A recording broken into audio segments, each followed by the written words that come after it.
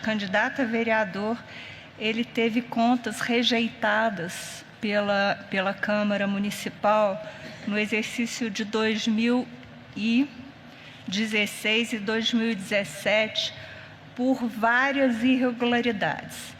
A irregularidade que mais chamou a atenção foi o não recolhimento de contribuições previdenciárias relacionadas a esses 2 anos. Minha divergência reside em 2 pontos. Primeiro e mais amplo. Nenhuma das condutas que levaram à rejeição das contas, ao meu ver, prediz dolo específico, inclusive gasto com funcionários. Senão, nós não vamos ter mais nenhum gestor elegível, que tiver rejeição de contas por irregularidades orçamentárias. Penso, portanto, com a máxima vênia da divergência, que já me foi antecipando vênia, que não se enquadra a questão naquela jurisprudência do TSE que diz que, quando for julgada o mesmo tipo de ato, um ato idêntico, como diz o precedente, de improbidade, como não sendo um ato improbo, que, nesse caso, não haveria motivo para a impugnação do registro.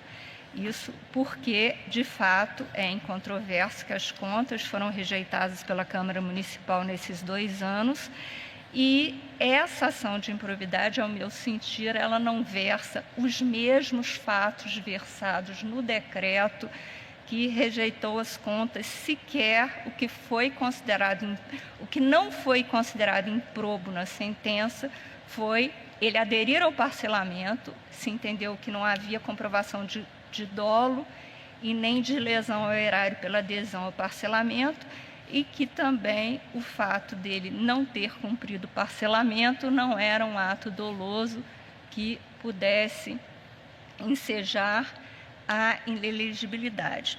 Eu penso que, de fato, esse fato de haver um parcelamento e o parcelamento não ser cumprido, pode não ter sido cumprido. Essa ação foi em 2001, por vicissitudes posteriores pelas quais passou o município, até sob a administração anterior, mas que isso não tira o caráter, não foi julgado como não sendo ato de improbidade a seríssima conduta de recolher recursos dos servidores municipais e não repassá-los à Previdência e também não fazer o aporte patronal. E, por fim, realmente consta aqui do relatório que ele não repassou, que esses parcelamentos teriam origem em contribuições nos anos de 2003 a 2016 e 2017 a 2020, que essas dívidas foram objeto desse parcelamento, mas a sentença também deixa bem claro que nem consta dos autos, porque o que foi juntado na inicial foi só os documentos de parcelamento e não os documentos sobre os recolhimentos na época feitos dos servidores e não repassados ao INSS. Penso, portanto, que não é suficiente a sentença de improbidade nesta ação para infirmar a inelegibilidade com base nas 2 rejeições de contas pela Câmara Municipal.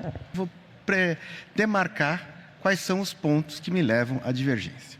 É incontroverso, a jurisprudência desse tribunal já afirmou que, nas hipóteses da linha G, é necessária a demonstração de dolo específico.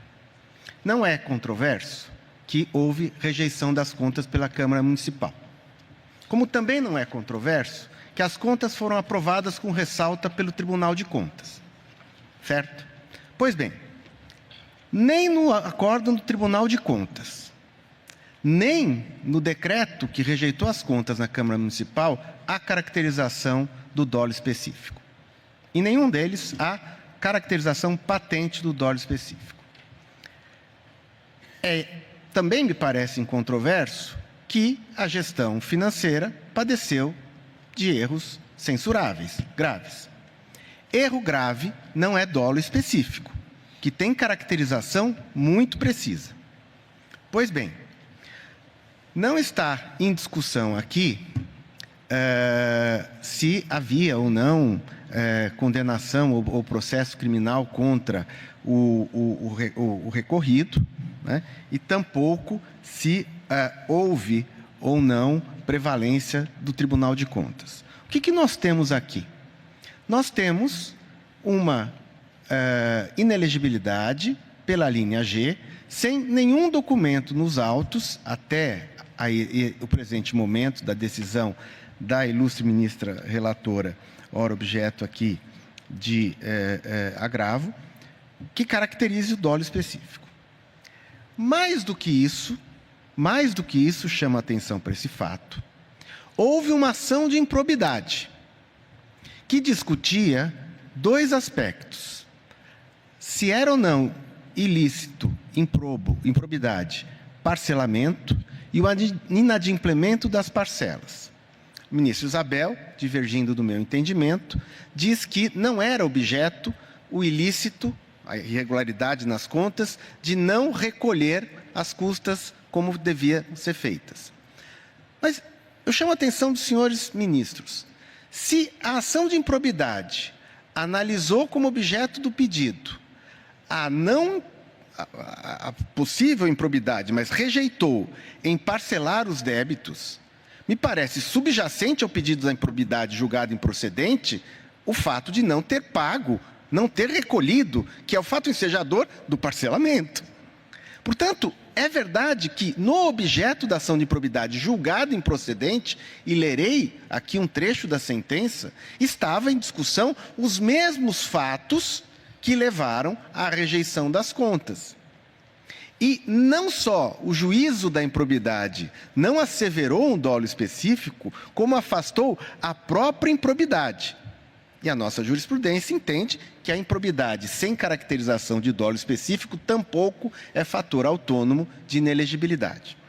O que traz o ministro Floriano, e não foi dito daqui, mas está no voto de Sua Excelência, que é relevante aí volto agora ao que eu iniciei, é possível, mesmo diante do estabelecido na norma, na aferição dos fatos em si verificando uma justificativa minimamente plausível para que esses valores não fossem recolhidos 1 ou 2, 3 meses, afastar esse dolo, ou seja, a vontade de se apropriar indevidamente de valores que não pertencem àquele erário. E eu entendo que também tem razão o ministro Floriano. Então, trazendo uma decisão kubitschekiana, para não dizer salomônica, as duas correntes eu entendo que estão certas. A ministra traz o efeito vinculante e é como deve ser feito, essa análise fria da norma, mas o ministro Floriano traz a discussão da possibilidade ou não de, diante de alguma excepcionalidade, se afastar o dolo. Ora, no próprio âmbito penal é possível, por que aqui não seria possível? Agora, concluindo, por que neste caso eu acompanho a ministra Galotti? Porque, em que pese ter sido suscitada uma justificativa em relação à ocorrência de uma excepcionalidade que poderia justificar essa não transferência, que seria enchentes na cidade, isso não foi trazido.